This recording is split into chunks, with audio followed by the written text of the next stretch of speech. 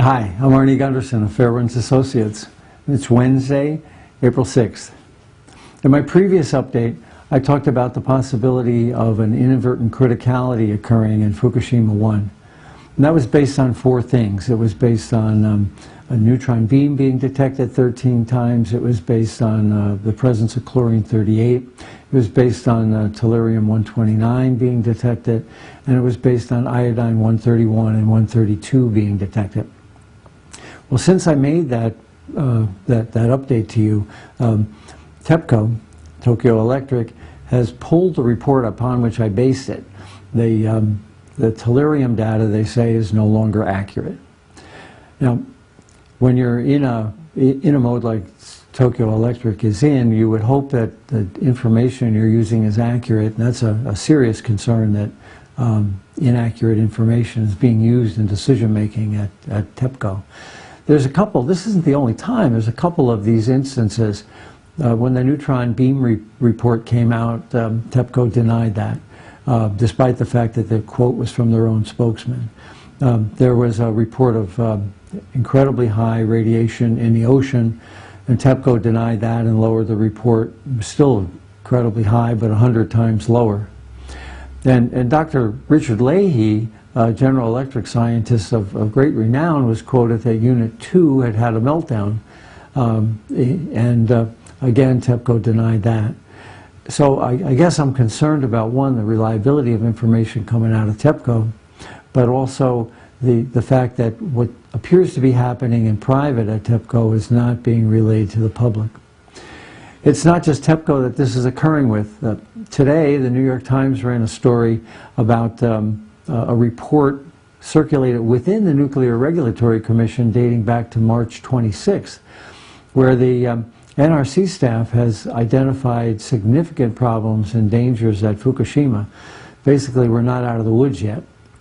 The problems that the staff is aware of, but yet not really sharing with Congress or with the general public, include the fact that there's an awful lot of mud inside this nuclear reactor. Now, we've been talking about that for a week or more because of the seawater that's been injected into the reactor.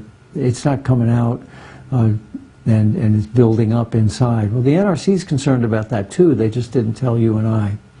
They're concerned that the weight of the building with all this water in it might make it unstable in the case of an earthquake. They're concerned that a recriticality, like we talked about last time, might occur.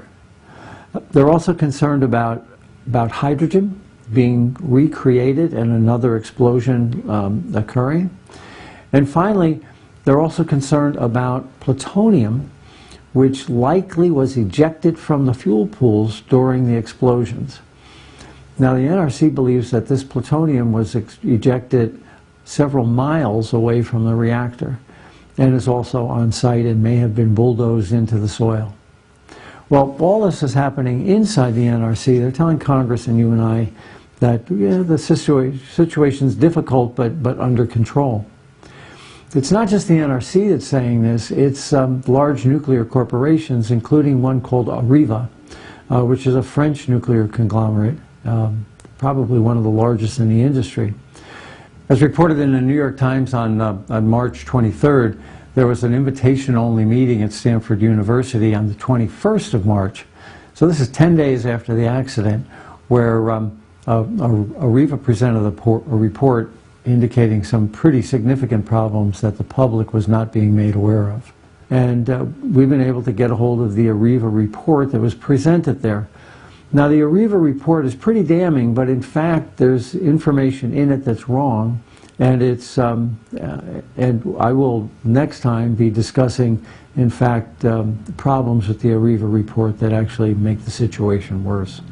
But the Areva report talks about the fact that it's known that the nuclear fuel in all three reactors reached 5,000 degrees. Now, that's beyond the melting point of stainless steel and beyond the melting point of zircaloy, which means that the disintegration of the core is pretty obvious. The Areva report talks about Unit 2 in particular and identifies that the core, that the containment was breached by a hydrogen explosion. And, you know, we look at Units 1, 3 and 4 and see the roof blown off, and 2 looks pretty good. What happened at Unit 2, though, was that the hydrogen built up inside and somehow ignited. That's unknown why. And sort of like a sneeze with your nose closed, you're going to pop your eardrums. Well, that's what happened at Unit 2, but it likely breached the containment. So AREVA and the nuclear industry know that and really haven't been sharing it with us.